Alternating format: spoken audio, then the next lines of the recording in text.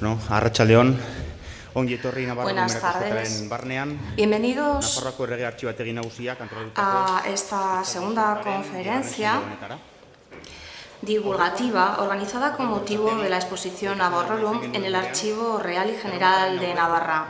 En la anterior ocasión tuvimos con nosotros a Joaquín Gorrotxategi, que nos habló de la situación de la lengua en la época antigua y del euskera arcaico.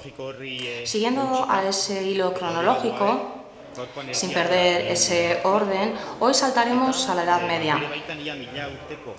A pesar de que se trata de un periodo que comprende unos 1000 años, veremos que sabemos menos de lo que nos gustaría respecto a la extensión geográfica y social de la lengua y sobre sus características, porque los testimonios históricos que nos sirven para tener ese conocimiento son menos de los que nos gustaría.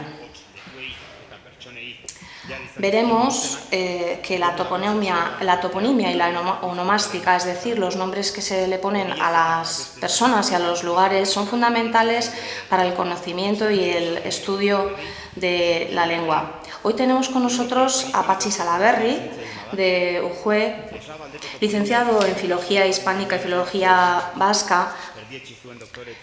Consiguió su doctorado en la Universidad del País Vasco gracias a un estudio en el que, a través de la toponimia, analizaba el euskera que se hablaba en la zona de Eslava. Desde entonces se ha dedicado a la investigación y su aportación ha sido muy fructífera en el campo de la onomástica, la dialectología y la lingüística histórica. Además, durante 13 años ha sido director de la revista Fontes Linguae Vasconum y en la actualidad es catedrático de Filología Vasca y miembro de Euskaltzaindia. Además, es presidente de la Comisión de Onomástica en esa institución. Patxi, te cedo la palabra. Muchas gracias, Ekaitz. El tema, tal y como pueden ver ahí, es el euskera en la Edad Media. Tengo 3 presentaciones preparadas. En la primera de ellas hablaré de la historia del euskera. En la segunda hablaremos de una serie de textos, de fragmentos de textos. Y en la tercera, que va a ser la exposición más larga, hablaré del surgimiento de los dialectos, de lo que se ha dicho respecto a ello y, bueno, pues una serie de temas en torno a esta cuestión. Voy a comenzar. Aquí podemos ver los dialectos del occitano. A nosotros lo que nos importa es el gascón, que está al sur del río Garona hasta el Pirineo. Podemos ver que hay una mancha gris que es Euskal Herria, el Golfo de Vizcaya, y creemos que es importante.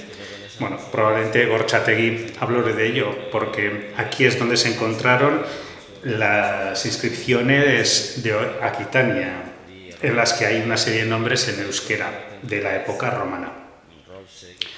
Como dicen Ross y quienes han estudiado este tema, el gascón precisamente corresponde al sustrato del euskera, es fruto del euskera, dicho de alguna manera. En esta zona, hoy en día, se habla gascón, se habla occitano, pero hace 2000 años se hablaba euskera, o es lo que podemos suponer en función de las inscripciones encontradas. Es importante que también hablaré de la zona norte del Pirineo. Veremos que, bueno, la situación al norte y al sur no es la misma. Por lo tanto, bueno, hay una evolución del nombre y fruto de ello, pues el nombre de esta zona, Aquitania, que es el nombre clásico. Guillén es lo que ha dado Aquitania. Por otro lado tenemos el nombre de Vasconia, que a día de hoy se ha convertido en Gascuña. Es decir, hasta en el mismo nombre se puede ver el origen de toda esta zona. Si venimos al sur, bueno, este es un tema que posteriormente profundizaré. Según Coromines, el euskera es una lengua que llegaba en el Pirineo hasta Andorra en la Edad Media, y tenemos como prueba de ello Val de Arán, que es un topónimo tautológico, porque al fin y al cabo, pues Val y Arán es la misma palabra. Luego veremos que, según Corominas, en la Edad Media el euskera pues, se pudo conservar en determinadas zonas altas del Pirineo. Coromines es todo lo que decía el ilustre lingüista catalán. Si vamos hacia la zona de Huesca, nos encontramos en el siglo XIV con unas ordenanzas municipales publicadas por Irigaray, ordenanzas municipales de la ciudad de Huesca, en las que expresamente se prohíbe hablar en el mercado de Huesca en árabe, en hebreo y en euskera. Esto demuestra que, bueno, por lo menos de vez en cuando se utilizaban dichas lenguas en este mercado. Si no se hubieran hablado, pues sería en vano el prohibirlas. Aquí está este es el texto en azul es el más importante, hablando en algarabía, ni en abraij, ni en vascuence. Y quien hablara en estas lenguas, pues tendría que pagar una multa. Esto se trata de un testimonio del siglo XIV en Huesca. Pasaremos a La Rioja, a San Millán de la Cogolla, y en dos glosas de este monasterio, dos glosas de los siglos X-XI, hay dos notas escritas por los frailes para poder entender mejor el documento en latín. Y bueno, en dos de estas anotaciones están en euskera. Es una rareza, pero demuestra que en esta época, por lo menos, determinadas personas hablaban en euskera, lo conocían. Se trata de dos glosas, de dos anotaciones para poder entender bien lo dicho en latín. Y bueno, las he escrito con la grafía actual y dice guek ayutu estugu y izioki dugu.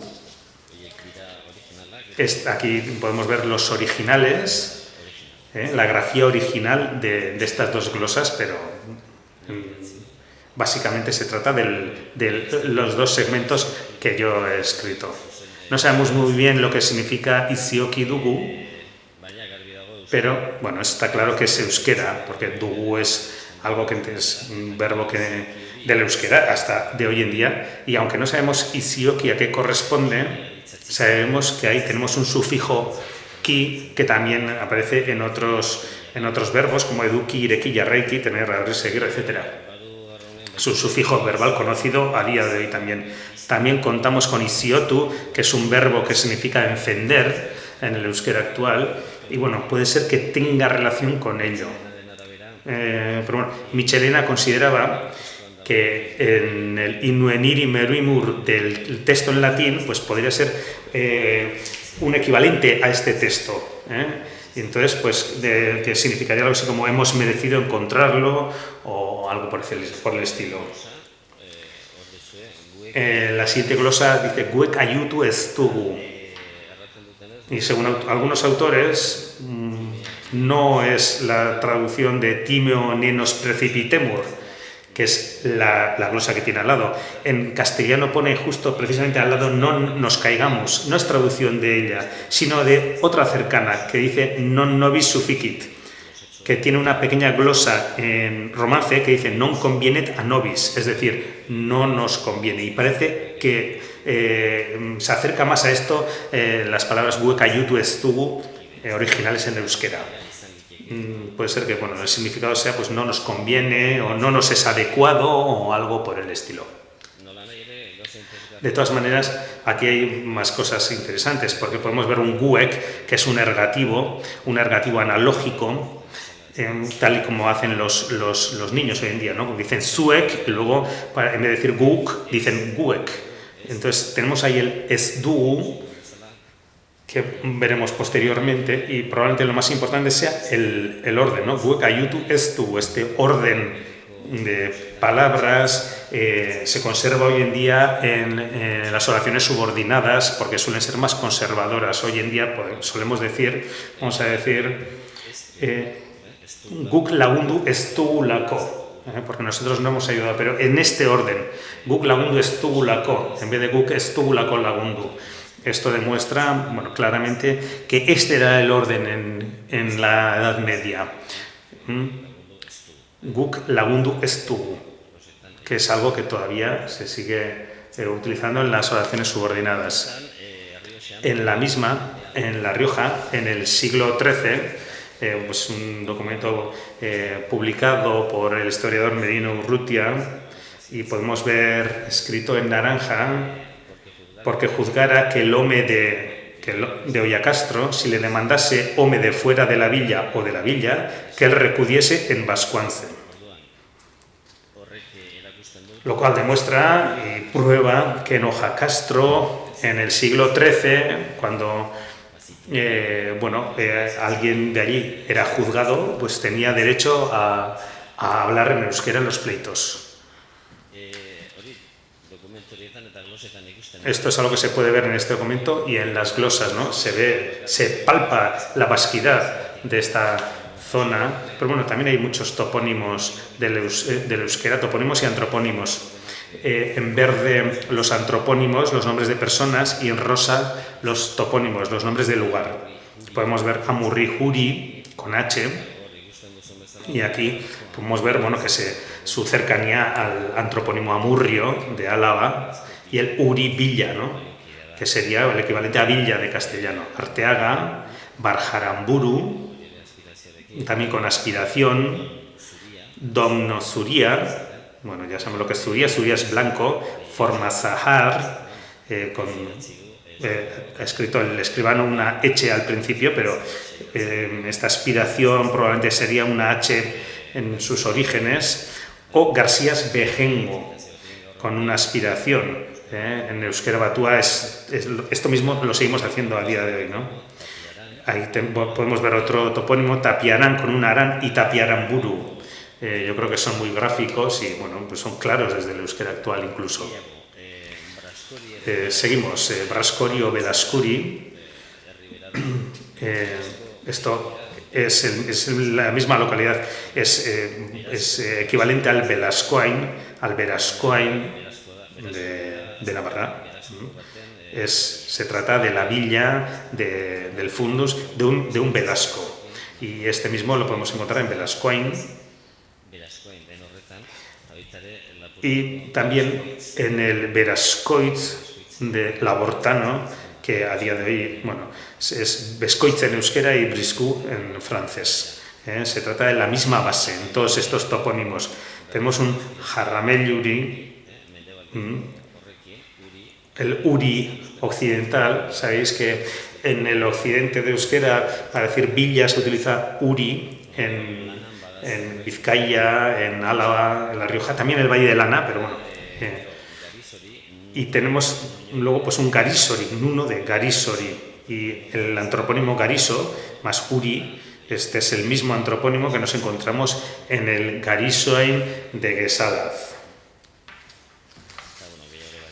Bueno, hay más. Guipúzauri, que sería la villa del guipuzcoano. Jarbejea. Esta aspiración es muy importante, porque la aspiración no únicamente existe en el euskera, en nuestro entorno. Y luego, posteriormente, se convirtió en una H en castellano, ¿no? Jarbejea, Jarrilusea, Villanuno, Falsajuri. Vemos otra vez un Villa y un Uri, uno al lado del otro. Y el falsa ese probablemente sería Balza negro, Belza occidental, con una F al principio, Falsajuri. No es muy habitual esto, sería más habitual encontrarla entre vocales, ¿no? Tenemos un Zubielki en Navarra y justo al lado un Sufía, ¿no? Bueno, es un fenómeno muy parecido.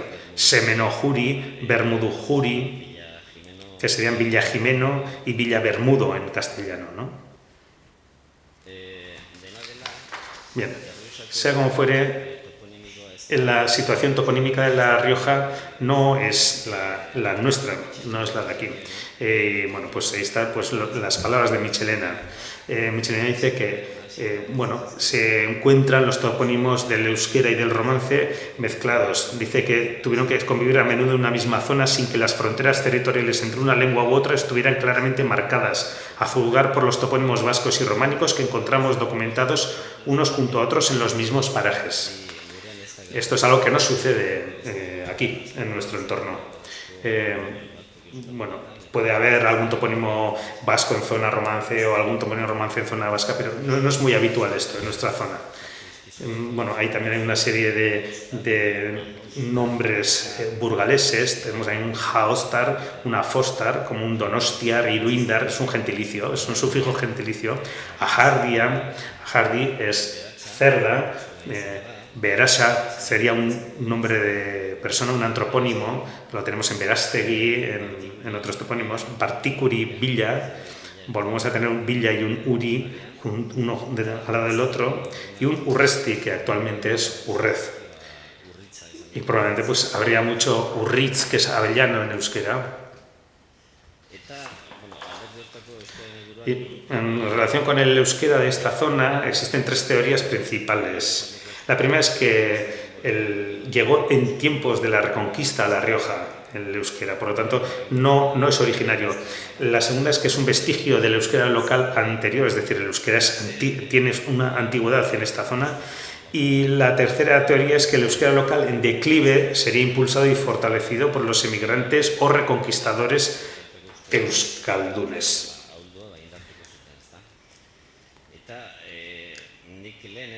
Yo antes no lo sabía, pero pues hay nuevas inscripciones en Soria, descubiertas por Gorrotxategi y estudiadas por él, en las que aparecen nombres vascos de la zona romana, de la época romana, lo cual quiere decir que el euskera de La Rioja no es únicamente un euskera que llegó allí en tiempos de la Reconquista, no, es anterior a la Edad Media. Bueno, no se ve claramente, pero podemos ver los límites occidentales de la toponimia vasca. Desde cerca de Castro Urdiales, en el oriente de Santander, tenemos un Ribalzaga, que es un Arribalzaga, Piedras Negras. Hay otros topónimos del euskera. En Carranza no tenemos ningún topónimo en euskera. En el norte de Burgos sí que encontramos topónimos. Ahí hay tres, que son pues Artieta, Arza y Egaña. Y más al sur también. Entonces, es una toponimia vasca que sale de Vizcaya. Sí que hay algo en la zona santanderina y en el norte de Burgos. Esto es Álava.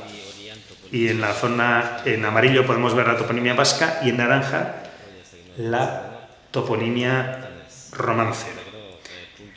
Y en esos puntos podemos ver bueno, pues la mezcla de las dos toponimias, la vasca y la romance. En esta punta podemos ver Basabe, en zona romance, y es verdad que el nombre del pueblo es Basabe en euskera, pero toda la toponimia menor en la localidad es romance. Es algo que sucede en Mendigorría, por ejemplo. Mendigorría es euskera, claro, pero toda la toponimia menor de la localidad es romance. Aunque tengan al lado a Agarés, a Puente la Reina, que sabemos que en el siglo XIX aún había vascohablantes oriundos. Y bueno, esto es Navarra. En la zona gris, es decir, en la mayoría de Navarra podemos ver que hay toponimia vasca. La cantidad de la toponimia vasca no es igual en todo el territorio, evidentemente, y en la zona en negro no hay topónimos en euskera. En Cáseda, en Yesa, en esa zona, la toponimia es romance, en la ribera, y luego en el límite de Álava, en la zona de Aguilar, tampoco.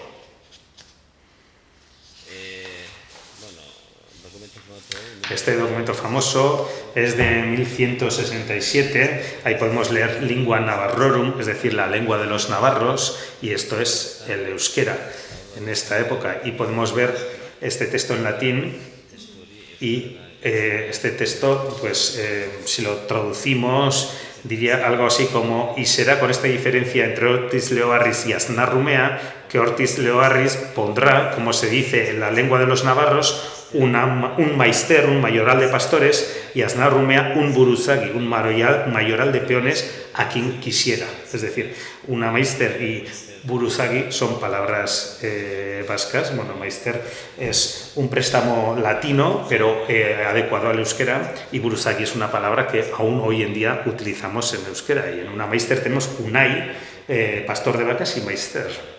Y en los antropónimos podemos ver a Orti, que es fortún en euskera, y podemos ver a Seariumea, a Aznarrumea, que son palabras vascas evidentes.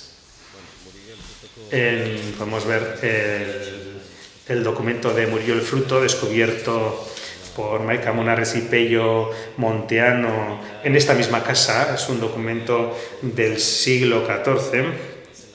Creo que la portada era posterior, pero en el interior se podía ver que es un documento de alrededor de 1400, porque en la población navarra en el siglo XIV de Carrasco podemos ver que determinados elementos que aparecen en esta obra también aparecen aquí. Entonces sabemos que es de alrededor de 1400 y el mismo documento también. Y bueno, Pello me lo pasó para estudiarlo y pudimos ver que, bueno, si les digo que son topónimos, vamos a decir, de Lesaca, pues me lo creería, ¿no? Pero los he escrito con grafía vasca moderna, pero bueno, en el fondo es esto lo que aparece en el texto de Murillo. Aitzurieta, Areatzea, Baratze Alcinea, Baratze Berrieta, Baratze Videta, la carrera de los huertos, es también como aparece de las dos maneras. Baratze Tacodía, Baratze Zarreta, hoy en día, bueno, Baratze Zarreta es los huertos viejos en castellano, y aún hoy en día se utiliza en Murillo, pero hoy en día lo llaman Baricizarta. Si alguien pregunta, ¿qué es esto de Baricizarta? ¿Es un topónimo vasco? Pues no sabemos, pero sabemos cuál es el origen del citado documento, al que hay que hacer un seguimiento. Y hoy en día sabemos que se trata de Baratze Zarreta. Vemos ahí Bustiña, Ertekorregua, Esatea, Eutzea, Garipentzuko Zaldua, que sería algo así como el soto de Gallipienzo, Legazpia, al que hoy en día denominan Lagazpia o Legazpieta, Trancazarra, Huarte y Huartevidea, que la carrera de Huart, que también en el mismo texto podemos ver la carrera de Huart, es decir, la zona en la que se encuentran dos ríos, y Huarteco Odía. Estos odías son hidrónimos. Y para finalizar esta primera parte, pues unos datos de Carcastillo del siglo XIII. Saben que bueno, pues el río Murillo, que está a un lado del río Aragón y al otro lado está Carcastillo. Y aquí hay también topónimos en euskera, entre ellos Andrevita la Reina.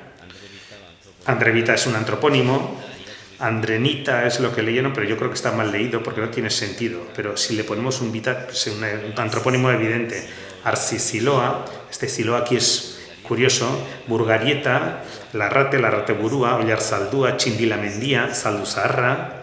Este es importante porque aquí hay una aspiración, Zaharra y Sanduvilla, que podría ser Saldu, Soto, Vil, Redondo y el artículo.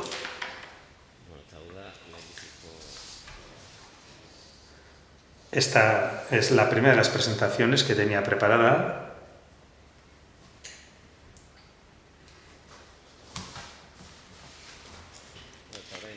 Y vamos a ver unos fragmentos de textos, no hay espacio para que sean textos completos. Bueno, estos textos provienen del Fuero de Navarra, recogidos por Michelena en textos arcaicos. Podemos ver aquí un Ombacendu Avaria, que hoy en día sería si aprobaras la cena. Es un poco extraño, pero es así. Osterate, que sería acudir a la guerra. Oste en castellano sería la hueste, ¿no?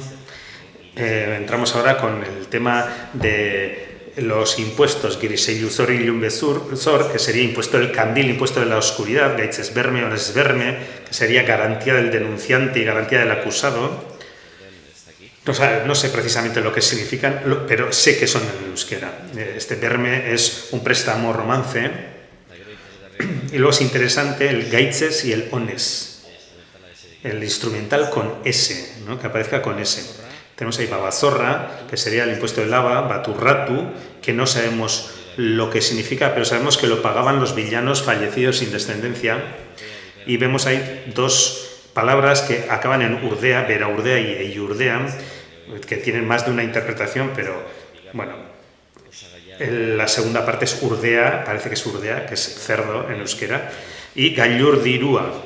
Dirua es dinero, y este gallur podría ser la cresta, y entonces pues podría ser un impuesto de la gallina o algo así. Otro documento interesante es la reja de San Millán de 1025.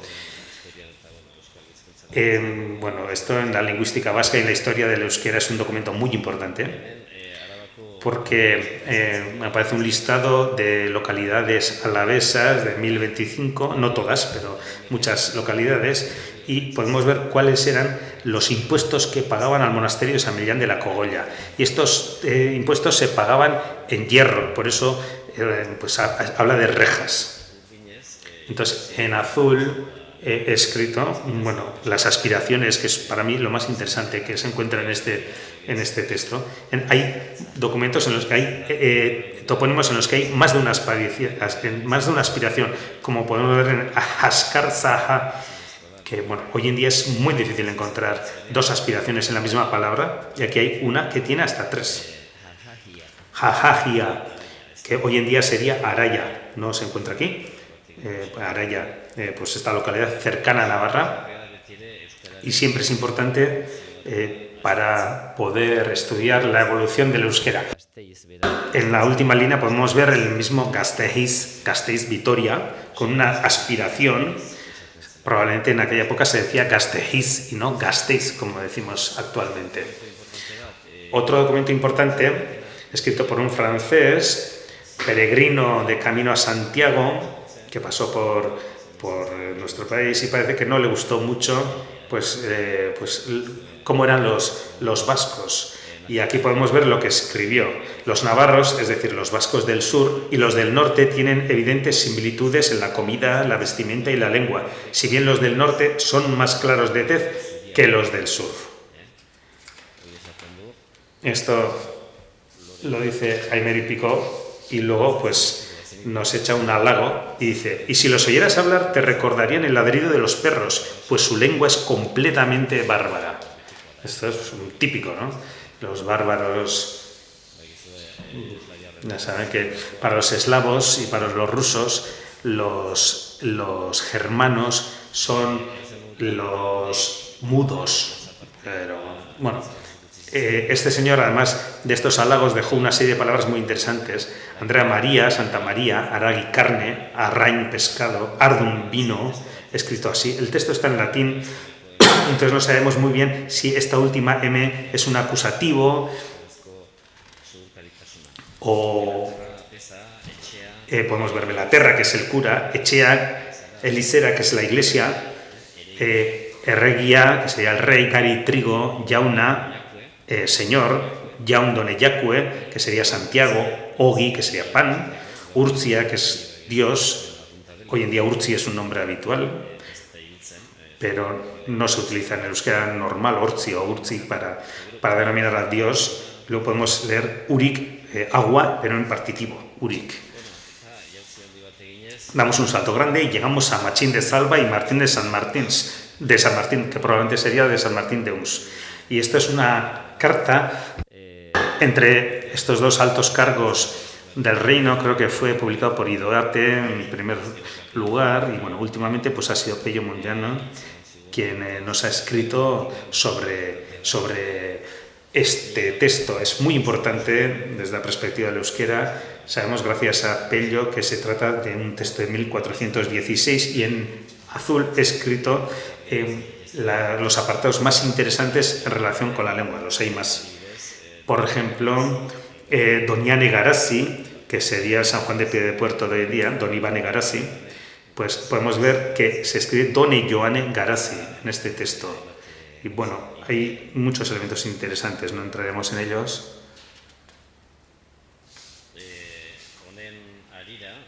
Al respecto de este texto, Pello dice que no es ninguna exageración el decir que en el primer tercio del siglo XV aproximadamente 8 de cada 10 navarros sabía vasco, y que en mayor o menor medida lo utilizaban como lengua cotidiana.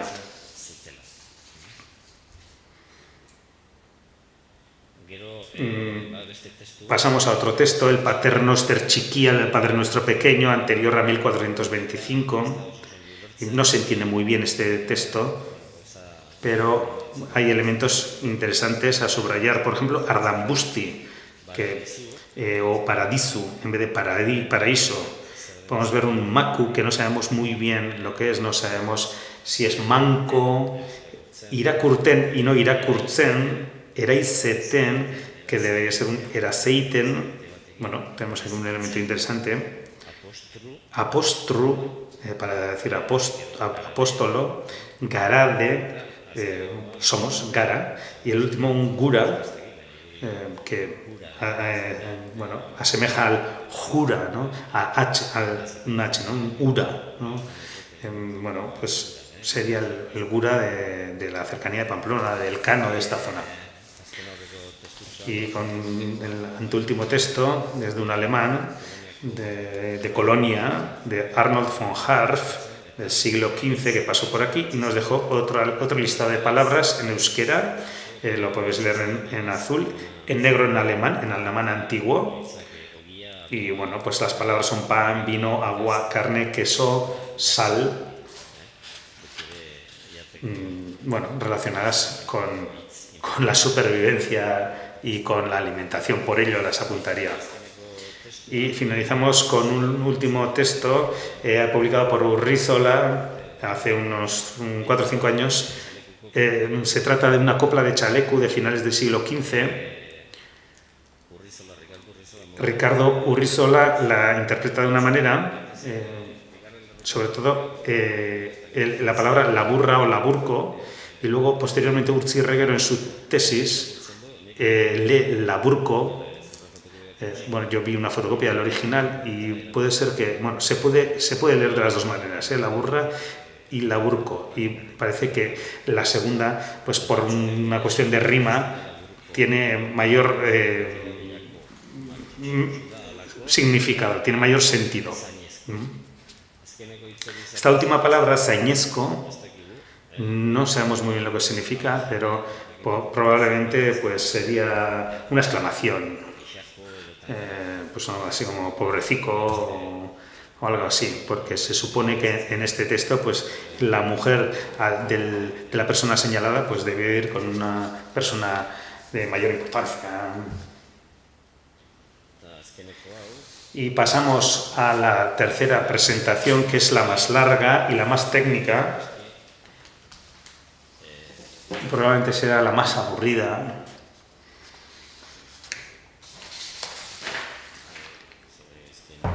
He debido hacer algo mal.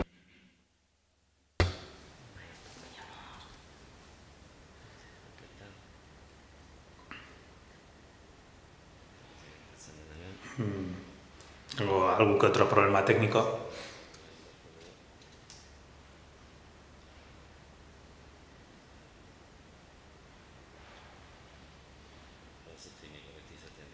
Siempre suele suceder este tipo de cosas. Bueno, vamos a hablar del origen de los dialectos.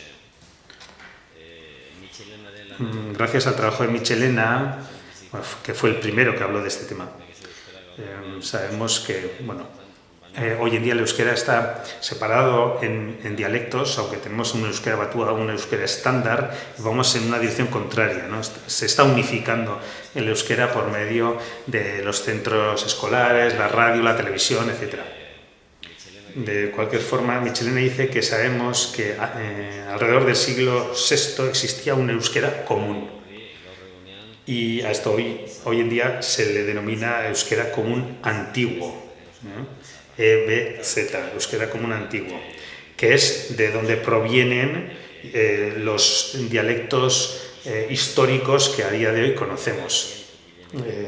Se trataría del origen más cercano a estos dialectos históricos. ¿Qué significa esto?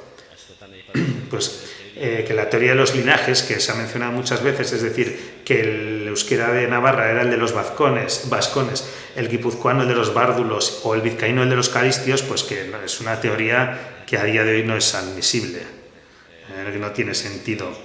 Se han pensado que los dialectos eran, bueno, de toda la vida, históricos, eran de siempre, pero bueno, pues la variabilidad de la lengua es una característica intrínseca a ella, ¿no?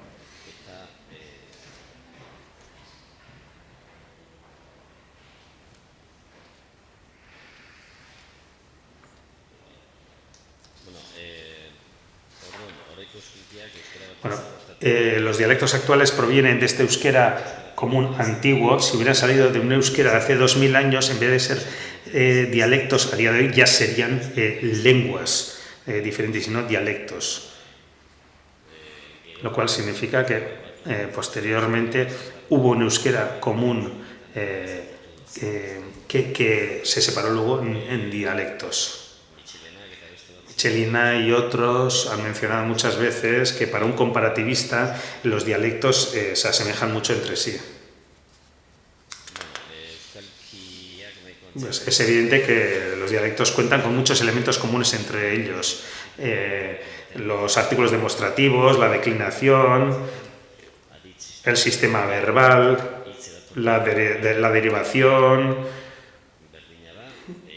el vocabulario es también muy parecido. Y bueno, sabemos que el euskera tiene muchos préstamos y que históricamente, o a día de hoy no, pero históricamente sí, estos préstamos le han dado una cierta unidad a la lengua. Por ejemplo, arima, bekatu, gorputz. Se trata de préstamos que se encuentran en todos los dialectos y que han dado una serie de unidad a la lengua. En la fonología, pues contamos con el mismo inventario en todos los dialectos. Y sucede lo mismo en cuanto a los sufijos onomásticos, ¿no? Nos encontramos con los mismos sufijos, pero desde los primeros testimonios. Nos encontramos con aga, con eta, con zu, pues en toda Euskal Herria, hasta incluso en La Rioja. Entonces, si hubiera existido un euskera como un antiguo, hubiera sido necesario que hubiera una unidad social. Y para ello, pues un agente externo a la lengua, para poder crear esta unidad, un agente, digamos, político, debería ser una unidad política, algo sui generis, pero debería de haber existido algo así para poder crear aquel euskera común antiguo. Y esto sucedió tras la caída del Imperio Romano, es ahí donde lo localizan, al parecer alrededor de los siglos 6, 7, 5, 6.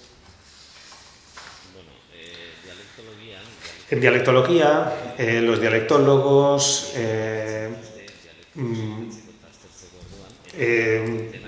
estudian las fórmulas adoptadas y particularmente los arcaísmos comunes. Pero sobre todo se centra en las innovaciones, y las innovaciones más antiguas son las de mayor peso específico. Y en nuestra historia pues podemos ver algunas de las innovaciones más antiguas. Podemos ver cómo en los fonemas oclusivos, cómo pasaron de la oposición fuerte débil a sorda sonora. Podemos ver cómo las vocales se aspiraron y pasaron del primer lugar al segundo. Y en dialectología, bueno, pues se habla mucho de una isoglosa, de un límite lingüístico, que es una innovación muy antigua. Es la diferencia IU en eutzi, utzi, eitzi, echi, ichi, que parecen provenir del euskera común antiguo. Utzi en el oriente y ichi en el occidente. De todas maneras, el ritmo de los cambios no sabemos cuál ha sido, no es único y no es algo que se pueda prever. Pero sí que podemos decir que podemos saber cuáles han sido, qué orden han llevado estos cambios y cuál ha sido la cronología relativa. Y este es un ejemplo de la carra. Hoy en día decimos artzain, de ardi y de zain, pastor, ¿no? Pero esto previamente fue un ardizani. Entonces parece que esa N se convirtió en H y se perdió esa N final. Porque si fuera de otra manera, hoy en día diríamos hartzain y no es una palabra del euskera. Entonces este hartzain actual nos demuestra cómo ha sido el proceso y cuál ha sido la cronología relativa. Por lo tanto, todos los dialectos tienen novedades comunes, lo cual significa que los dialectos tuvieron que estar en contacto entre sí. Es decir, pues la variabilidad es algo sustancial a la lengua y es algo que puede ir por una vía o por otra. Si los dialectos son cercanos entre sí, podemos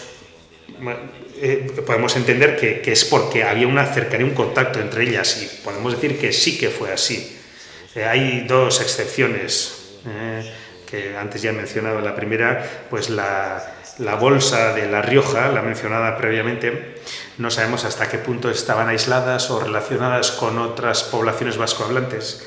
Y una segunda, pues la excepción propuesta por Corominas, que era una bolsa aislada de euskaldunes en el Pirineo, las dos bolsas aisladas de euskaldunes en el Pirineo. Podemos ver este texto en catalán del gran lingüista historiador catalán Coromines.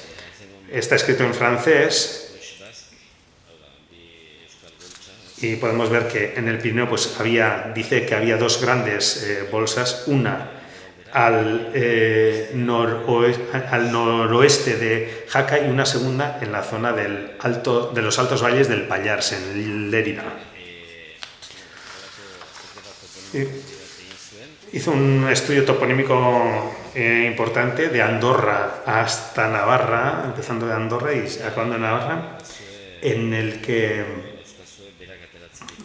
y podemos ver cuáles son pues, los datos que obtiene, y podemos ver que en la Jacetania pues, él encontró 48 localidades con nombres prerromanos, es decir, el 67%. Con nombre prerromano lo que quiere decir es un nombre vasco o vascoide. En el resto del Alto Aragón encontró 155 topónimos vascos de 403 topónimos totales, es decir, el 38%. También menciona una zona intermedia, la Sierra Guara y el Valle de Tena. Y en estos casos se trataría del 50% de topónimos en euskera. Pero sin embargo yo no he estudiado este tema con profundidad, pero por ejemplo en la obra de Guillén, Toponimia del Valle de Tena de 1981, que es un estudio, yo creo que un estudio muy serio, en el que pues aparece por ejemplo Escarrilla, pero como Ascarro puede ser un préstamo, pero yo no he encontrado ningún otro topónimo en euskera. Por lo tanto, pues estos porcentajes de Corominas pues hay que tomarlos con prudencia.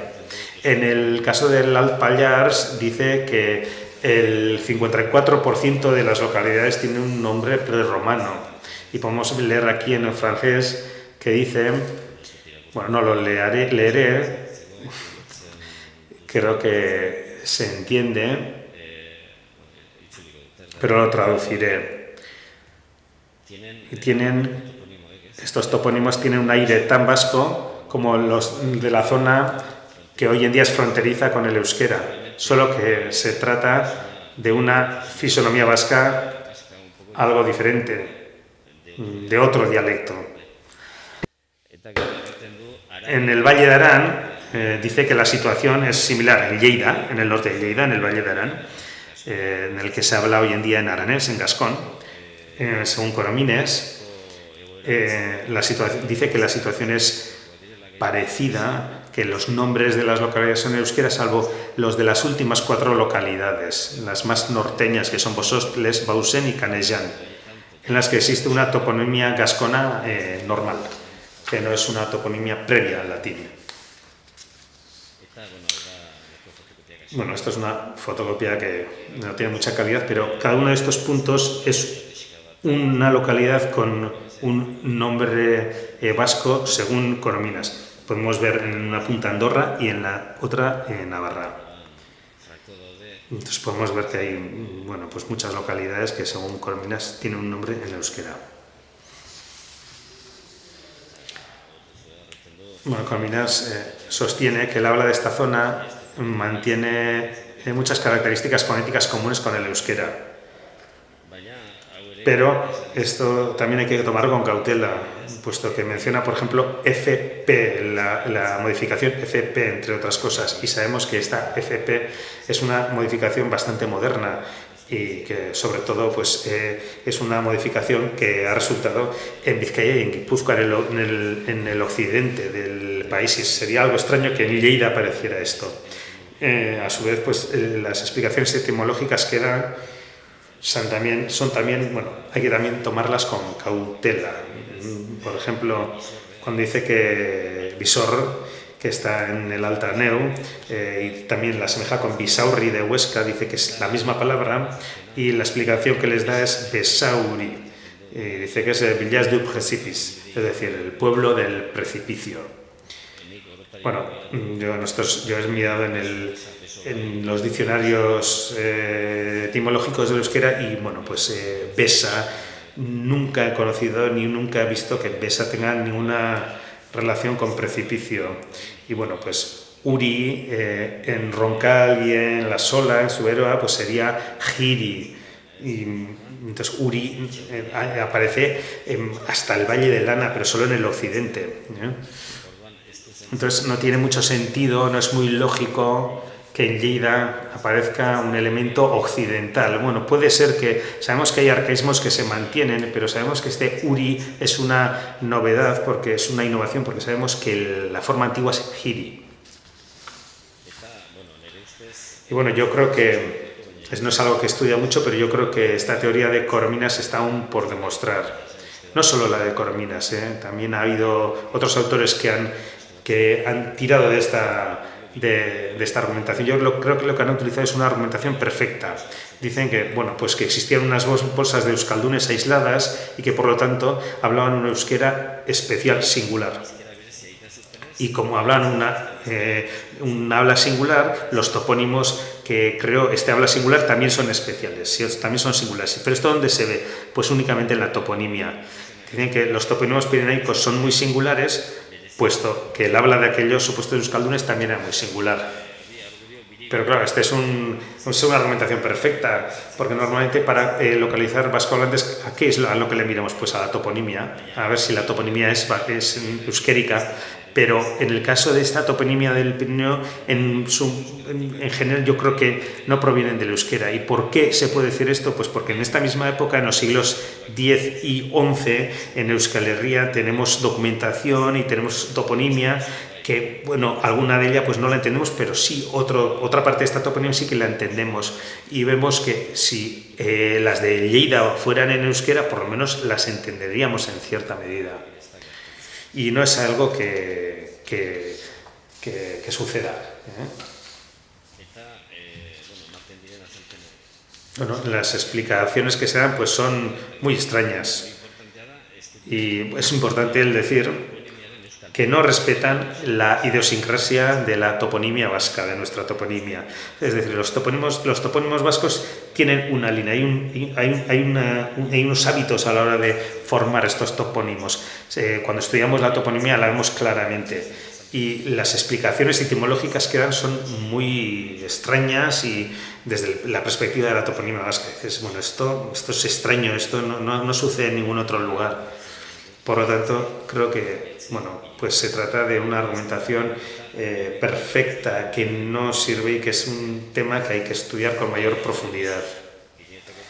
Porque, en primer lugar, hay que demostrar que los topónimos del Pirineo corresponden al euskera y posteriormente que fueron creados por los euskaldunes que vivían allí, y no al revés. De cualquier manera, hay que reconocer que sí que existen pues, topónimos como Val de Arán, que Arán es una palabra en euskera. Luego Gascuña está al norte del Pirineo y es donde se encuentran las inscripciones aquitanas previamente mencionadas, y sabemos que hace 2000 años allí se hablaba en euskera y que en cierta medida el gascón tiene un sustrato euskérico. Por lo tanto, bueno, se puede entender que al sur de la frontera pues también existe algo parecido, pero a día de hoy no tenemos ninguna prueba de ello. Volvemos otra vez al euskera como un antiguo. Y bueno, otro tema es saber cómo se crearon los dialectos partiendo de este euskera como un antiguo. Quienes han estudiado este tema hasta el día de hoy, bueno, todos estos lingüistas han sostenido que los dialectos se crearon partiendo del euskera como un antiguo, es decir, que se crearon todos ellos a la vez. El príncipe Bonaparte, por ejemplo, clasificó en 1863, en su mapa famoso en 1863, clasificó 8 dialectos. Aquí podemos ver el mapa de Bonaparte, no sé por qué aparece sin colores. Ya podemos ver ahí el vizcaíno, el guipuzcoano, alto navarro septentrional, alto navarro meridional, abortano, bajo navarro occidental, bajo navarro oriental y el último finalmente el suletino. Azcue, por su parte, diferenció al roncalés del suletino y unió a los dos dialectos navarros en un único dialecto. Veremos ahora enseguida el mapa. Y Chillardegui, basándose en la obra de Michelena y otorgando importancia a la fonología y al acento, distinguió entre la acentuación occidental y la acentuación oriental. Podemos ver aquí, este es el mapa de Azcue, por lo tanto, vizcaíno, guipuzcoano, un único navarro, labortano, bajo navarro, un único bajo navarro y suletino. Y podemos ver que el roncalés ya aparece como una forma diferenciada. No se ve muy bien, no sé por qué salen sin color. Y pues este sería el modelo de Michelena Chillardegui. Vamos a ver West y East, utilizan las palabras inglesas. En este West pues sería Salaberry y en este East sería Salaberry. En uno sería Salaberry y en otro Salaberry. Zuazo, en su clasificación de 1998 y las posteriores que hizo pues, en 2003, enumera 6 dialectos: el occidental, el central, el navarro oriental, el navarro labortano y el suletino, al que luego posteriormente le ha dado el nombre Zuberotarra. Bueno, aquí podemos ver el mapa en el que no sé gran cosa, no sé por qué ha sucedido esto. Únicamente estudia las hablas que están vivas. Entonces, el euskera occidental sería el parejo al vizcaíno, el central guipuzcoano. En el navarro oriental entraría el salacenco, porque no tiene en cuenta el roncalés que ya está perdido, el navarro labortano al norte y el suletino. Y bueno, pues la novedad de 2004 es que también introduce hablas de transición. Por ejemplo, entre los dialectos occidental y central, el habla de Montricu, Mendaro y el Goibar. O en el caso de los dialectos central y navarro, entre estos dos dialectos, el habla de Basaburúa, Larraun e Imotz. O en el caso de los dialectos navarro-labortano y el navarro, pues por ejemplo estaría el euskera de Baztán, que él denomina él entiende que son hablas de transición. Volviendo al origen de los dialectos, la carra, bueno, he dicho previamente pues cómo se crearon según todos estos estudiosos de los dialectos, estos dialectólogos, pero la carra dice que por lo sucedido en el mundo y como se acepta de forma general, lo habitual sería que el euskera tuviera una bifurcación binaria, es decir, que de un euskera común antiguo se surgían 2 dialectos y de cada uno de ellos otros 2, y sucesivamente, pero no 6 u 8 dialectos de un mismo dialecto. Luego veremos cómo ha sucedido esto. Bueno, hasta el día de hoy, pues algunos autores como Lacombe, como Uhlenbeck, han manifestado que el vizcaíno es como dialecto un habla diferenciada y que después ha ido acercándose al guipuzcoano y que por medio de este contacto pues ha llegado a una especie de unidad, pero que previamente se trataba de lenguas, de hablas diferenciadas. Hoy en día esto pues no se admite, y Michelena lo dejó claro, porque pues estudiando los textos de los últimos siglos queda claro que en los siglos XVI y XVII el vizcaíno y el guipuzcoano eran mucho más cercanos entre sí que lo que son hoy en día. Es decir, que el proceso ha sido un proceso de diferenciación y no de unión. Bueno, al parecer, en la primera ramificación binaria se bifurcaría el dialecto suletino-roncalés, es decir, el euskera oriental. Esta sería la primera rama en separarse. Luego explicaré con mayor profundidad esto, pero bueno, el primer elemento en separarse históricamente debió de ser el dialecto suletino-roncalés. Luego, pues, a consecuencia de los siglos pues, y a consecuencia de las fronteras, se separarían el suletino y el roncalés, que previamente pues eran un tronco común.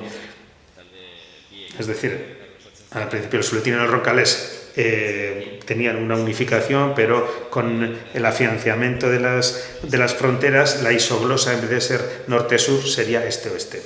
Y entonces se acercaría este roncalés al salacenco.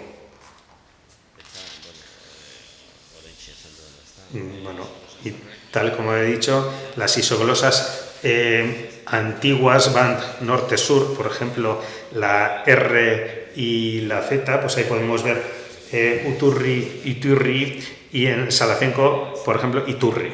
En roncalés suletino podemos ver Gai y en salacenco Gau. El roncalés suletino Alaba y el Aljaba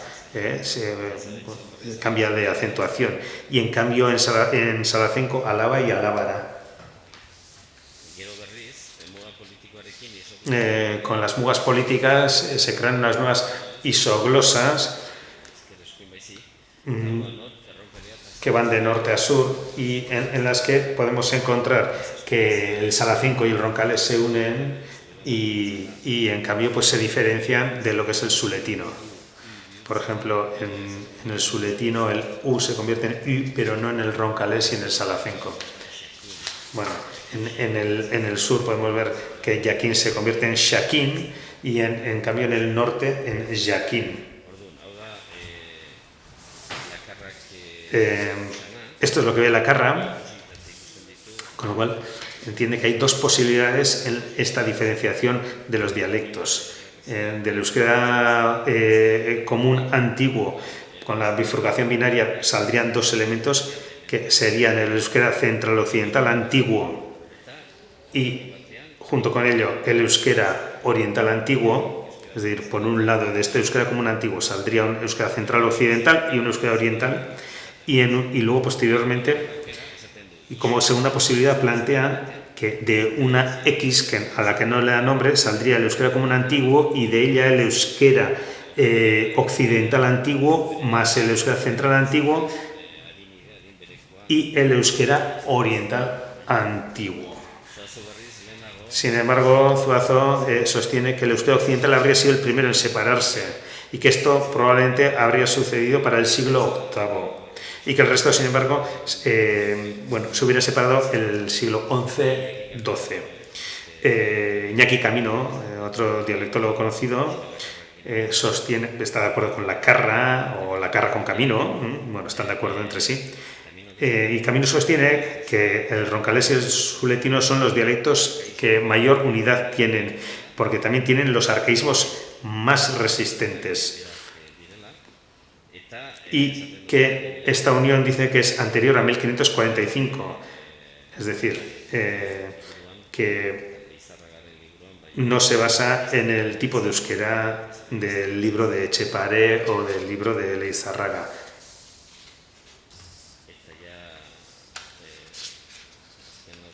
Y pasamos a la diapositiva anteúltima. El guipuzcoano sería uno de los últimos dialectos. La Carra no está de acuerdo con Zuazo cuando hace el planteamiento del labortano bajo navarro, igual al bajo navarro. Él cree que no hay que unir el labortano con el bajo navarro, porque cree que el bajo navarro tiene mucha relación con el suletino y con el roncalés, y a su vez dice que el euskera de Álava es más antiguo que el de Guipúzcoa y el de Vizcaya, es decir, primero se separaría el euskera de Álava y luego el guipuzcoano y el vizcaíno. Bueno, hace no mucho se descubrieron una serie de cartas de un señor llamado Ros del siglo XVII, 1616-17, y son unas cartas que se enviaron de Roncal a Suero, a Sola, y en estas cartas no aparecen, no hay ningún rastro de los elementos que se consideran significativos del roncalés, como cau, tempra, aquitruk, grasra. Por lo tanto, la Carra cree que todos estos elementos son relativamente nuevos, y lo cual pues hace ver que existía una unidad entre estas dos hablas, entre el roncalés y el suletino, pero no sé si esto es así, esto es una opinión personal, porque claro, cuando enviamos cartas de una localidad a otra, cada una de las dos partes se esfuerza por ser comprendida por la otra. Por ejemplo, en las cartas entre Echalar y Sara no se percibe claramente el habla de estas dos localidades, es un habla mixta. Y probablemente, esta es una opinión personal, en estas cartas de Ros pues probablemente no aparecen todas las características del roncalés de aquella época. Y para finalizar, de este euskera común antiguo, bueno, ¿dónde lo localiza la Carra? Pues él ve que existen dos localizaciones y las dos en Navarra. La primera al noreste de Pamplona y la segunda también en Navarra, pero al oeste de Pamplona, que es donde se encontraría la zona o el núcleo de este euskera común antiguo, que es de donde se expandiría al resto de zonas, lo cual no quiere decir que no se habla de euskera en las otras zonas. Probablemente se hablarían otros dialectos, otro tipo de hablas, pero parece ser que este euskera común antiguo se expandió desde aquí y llegó a ser hegemónico y predominante.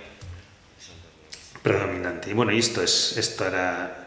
esta era mi conferencia de hoy. Si alguien tiene alguna pregunta.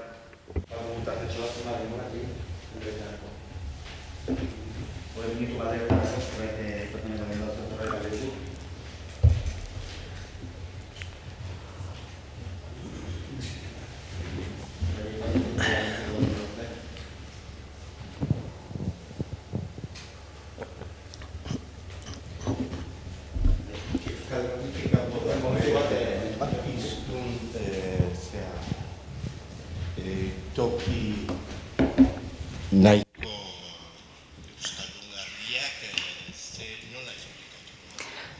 ¿Cómo explicarías los lugares con nombres bastante euskaldunes como Sagún? Son nombres bastante claros. ¿Sagún es un topónimo vasco? Creo que sí, viene de Saach Gune. Yo no lo veo así. ni joan naiz Bueno, yo he ido a Sagún y, bueno, suelo ver a veces Saach, que es un tipo de árbol, que es sauce, y ahí hay muchísimos sauces. En mi vida no he visto nunca un lugar con tantos sauces y sauces tan bonitos. Bueno, no sé de dónde proviene esto, pero yo no diría que es un topónimo vasco, porque Sauch y Gun, si fuera Saach y Gun en euskera, daría algún otro elemento como Saskun o Sachun, pero no Sagún. Sí, yo creo que viene de Saach Gune. Es decir, si unimos las dos palabras en euskera, pues nos saldría una tercera variante y no Sagún. Bueno, luego sí que es verdad que los topónimos se pueden transformar pues con la pérdida del euskera, etcétera, pero así fríamente. De todas maneras, bueno, este tipo de cosas muchas veces las apariencias engañan y por ello, pues quienes estudiamos la onomástica necesitamos siempre pues la documentación y por eso es tan importante la labor archivística y de archivo pues de la gente que trabaja en esta sede, porque nos da la posibilidad de estudiar toda la vía que ha hecho un topónimo. Es el caso de Barazizarreta y Baracizarta. ¿Qué es Baracizarta? Pues no sabemos lo que es, pero si vemos que luego tenemos ahí un Barazizarreta, pues podemos ver cómo aquel antiguo Barazizarreta ha ido transformándose. En el caso de Sagún, pues tendríamos que estudiar la documentación. Y bueno, en segundo lugar, si de un Saachkun o de un Saskun es difícil que saliera un Sagún.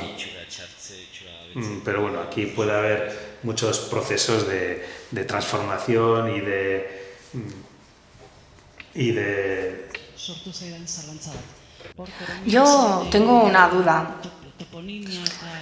Ahí, cuando has explicado la toponimia de Corominas, me ha venido muy bien saber que tú pones en dudas su teoría, pero después no te he entendido bien sobre lo que has dicho de Pallares, Valdarán. ¿Qué relación tiene o qué dijo Corominas sobre el origen de los dialectos del euskera? ¿O según él habría surgido ahí una especie de euskalki o de dialecto del euskera, una isla? Sí, lo que dice es que en la Edad Media lo que hay es un sustrato. Pues la base es que el euskera se hablaba en toda esta zona. Luego vino la romanización y el euskera fue en declive. Y la romanización fue subiendo hasta los valles altos del Pirineo. Y que al final crearon una serie de bolsas de vascohablantes, una en la Jacetania y una otra en el Pallars. Y que estos vascohablantes quedaron aislados del resto de euskaldunes y que por lo tanto el euskera que utilizaban fue evolucionando con el tiempo y se convirtió en un euskera singular. Esta habla singular creó topónimos singulares. Esta es la lógica que utiliza Corominas. Claro, en primer lugar deberíamos de saber si estos topónimos provienen del euskera, y yo creo que no. Y entonces yo creo que todo queda en el aire. Pero bueno, hay que reconocer que es algo que hay que estudiar con mayor profundidad, y sabemos que Corominas fue un lingüista de sobrada fama, pero yo creo que cuando habla de los temas vascos, no hablo del tema catalán, que probablemente, sabía mucho de este tema, pero cuando toca el tema vasco, yo creo que hay que tomarlo con cautela.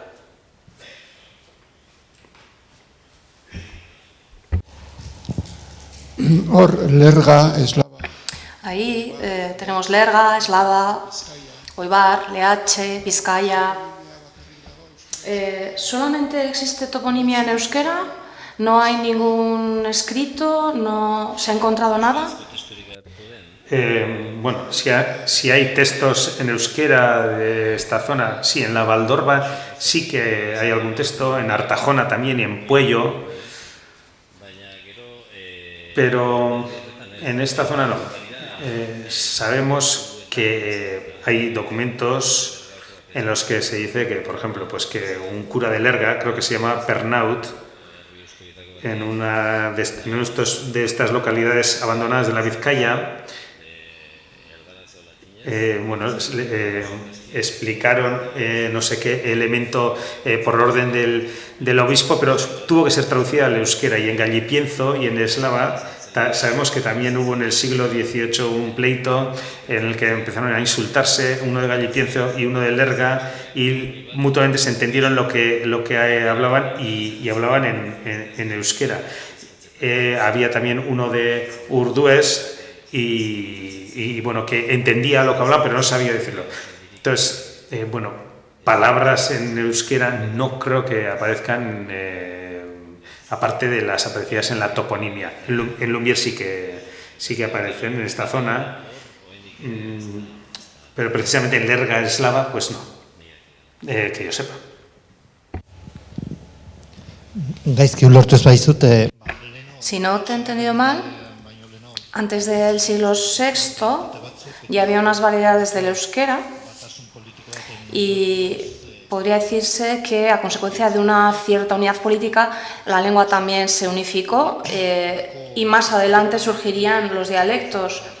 También se ha visto recorridos similares en otras lenguas, no sé, en el italiano o el alemán, por ejemplo. ¿Ha ocurrido lo mismo? Nunca lo he oído, me resultaba peculiar. Bueno, yo no soy ni comparativista ni tipólogo, yo estudio la onomástica.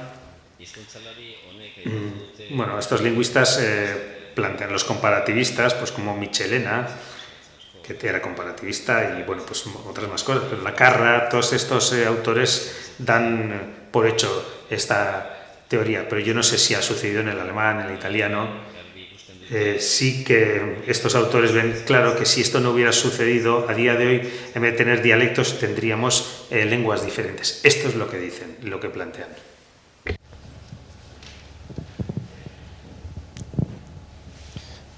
Nik irakurri dut. Sí, yo he leído que las ciudades de Vitoria y Pamplona fueron importantes para la creación o surgimiento de los dialectos del euskera. ¿Podrías hacer algún comentario al respecto? Sí, y Pamplona, Iruña, sin lugar a dudas. Vemos que este euskera común antiguo fue creado al noreste de Pamplona y al oeste de Pamplona. Y Pamplona pues era una ciudad muy importante porque relativamente tenía mucha población. No se trataba de la situación actual, pero era muy importante. Y en el caso de Pamplona pues está muy claro. En el caso de Vitoria, en el caso se ha planteado como el origen del euskera occidental, porque Bilbao es más antigua, no sé si no es del siglo XI, por lo tanto no ha podido tener importancia previa porque no existía ningún Bilbo. Se habla de Durango, pero parece ser que sí, que el origen, el núcleo de este euskera occidental está en Vitoria y que Vitoria fue muy importante en la creación de estas hablas occidentales del euskera. Pero no puedo decir mucho más al respecto. Sí que fueron importantes, pero mucho más no puedo decir. Sí, mila esker hitzaldia. En primer lugar, quiero darle las gracias por esta conferencia, me ha gustado mucho. Y bueno, quería preguntarle sobre el uso del euskera. En algunos documentos se ha observado que el clero o algunos miembros del clero utilizaban el euskera. Pero ¿es posible saber si los reyes de Pamplona y de Navarra sabían euskera, al menos los jimenos? Menuda pregunta. Pues yo sinceramente no lo sé. Esto habría que preguntar a los historiadores si hablaban euskera o no. Si eran de aquí, pues se supone que deberían de conocer algo, porque tal y como dice Monteano en el siglo XV, si 8 de cada 10 navarros hablaban en euskera, pues bueno, pues el rey también tendría que tener alguna relación con esta habla, pero bueno, no sabemos si vivía en una burbuja o si tenía relación con el pueblo, no lo sé, yo supongo, pero no soy historiador. Luego me imagino que todos estos reyes que vinieron de fuera, pues no lo creo, pero bueno, no sé, no tengo ninguna garantía ni ningún testimonio y no sé además cómo se puede saber esto, No creo que en ningún texto aparezca pues que el rey tal pues hablaba de estos idiomas o se apañaba en euskera o lo que fuera, ¿no?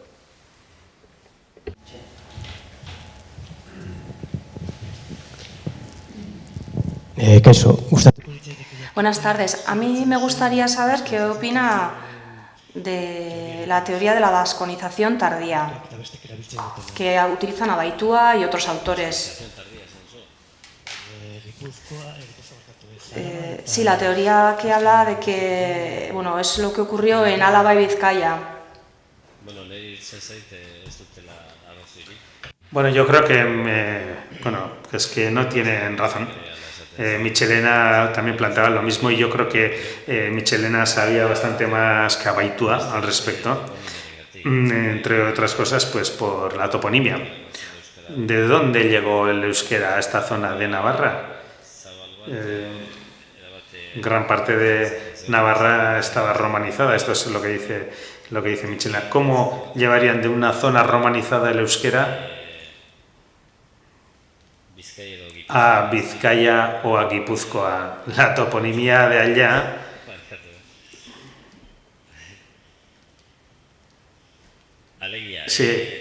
la toponimia no nos explica que el euskera de Vizcaya y de Guipúzcoa sea un euskera nuevo, sobre todo en Guipúzcoa, pero bueno, en la gran parte de Vizcaya también los topónimos son muy antiguos y además son euskéricos y bueno, no hay nada que sustente una explicación de este tipo.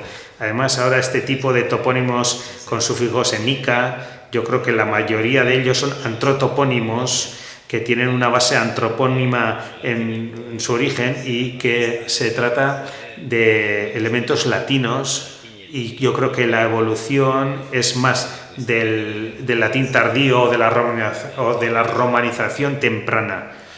Es decir,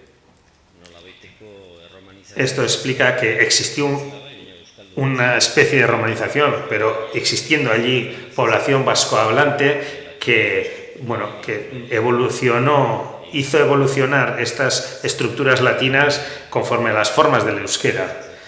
Pues en 2 palabras yo creo que no tiene ninguna razón, que por el hecho característico de los topónimos y bueno, pues porque Michelena decía que de zonas en cierta medida ya romanizadas como Navarra, no latinizada, pero sí romanizada, pues que llegara el euskera a estas zonas. No tiene mucho sentido y además no hay ninguna prueba que lo sustente. Por lo tanto, según el onus probandi, es decir, quienes tienen que traer las pruebas, tienen que mostrarlas, son Abaitua y el resto, y pues no lo han hecho. Ez dakit oso garbi azaldu dudan. No sé si lo he explicado con claridad.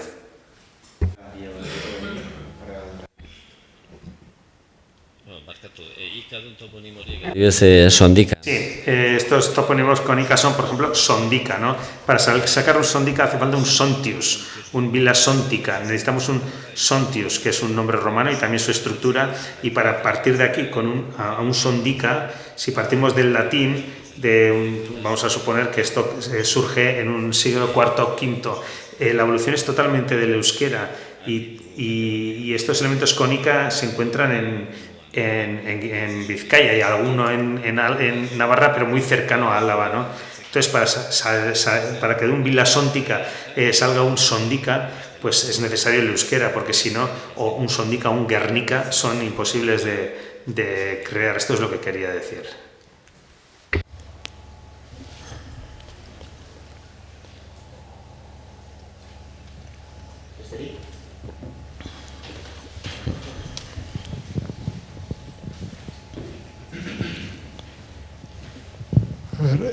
Aznar eta Sanz eta...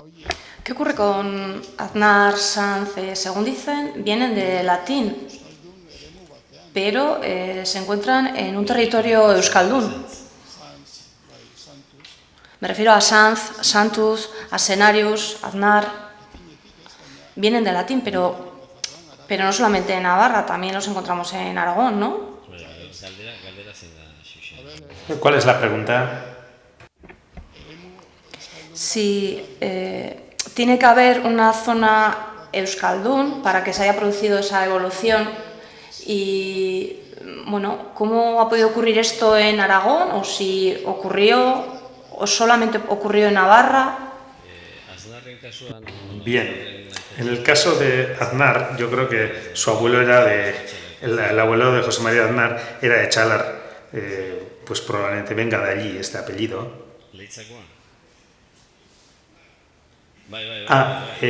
Sí, ahora llegaré a la palabra Aznar, pero quería empezar por el abuelo del expresidente del gobierno español. Antes hemos visto al Aceari, que hoy en día sería un Aceri Zorro, que ha salido un Asenarius.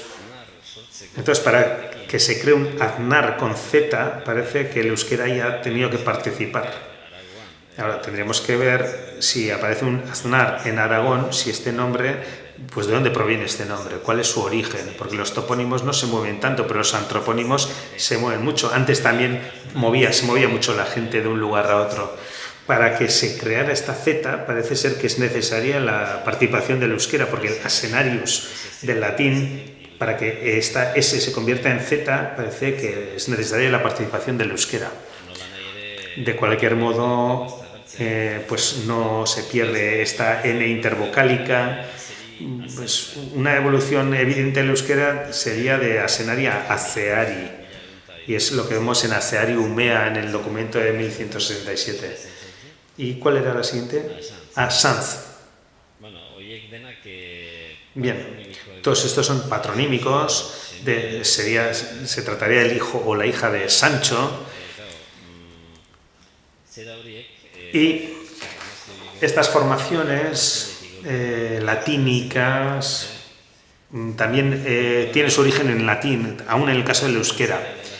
Muchas veces es muy difícil decir, en el caso de Sanz, por ejemplo, cuál es la evolución, pero el origen es latínico, aunque el patronímico sea del euskera. Por ejemplo, en el caso de Enecoitz, ¿no? Enecoitz no lo vamos a encontrar en Aragón, será Enecons, Enecones, Iñiguez, pero Enecoitz no, o Miqueleiz. que es un apellido que a día de hoy también existe en Navarra, ¿no? Miquelez, ¿no? Estos apellidos son fruto de la evolución del euskera, pero Sanz y este tipo de apellidos, en fin, tiene una coincidencia con un sistema patronímico que ha existido en gran parte de la península. A veces son muy claros y otras veces no. Por ejemplo, el Lopéiz. El Lopéiz únicamente puede suceder aquí. En otras zonas pues aparecieron Lopiz, que son muy parecidos, porque estos patronímicos tan antiguos pues eran similares en los romances antiguos. Pero el sistema es siempre el latín, se trata del genitivo, surgen del genitivo del latín. Pero es un tema muy complicado, es un sistema muy complicado con muchos altibajos, con muchos vericuetos.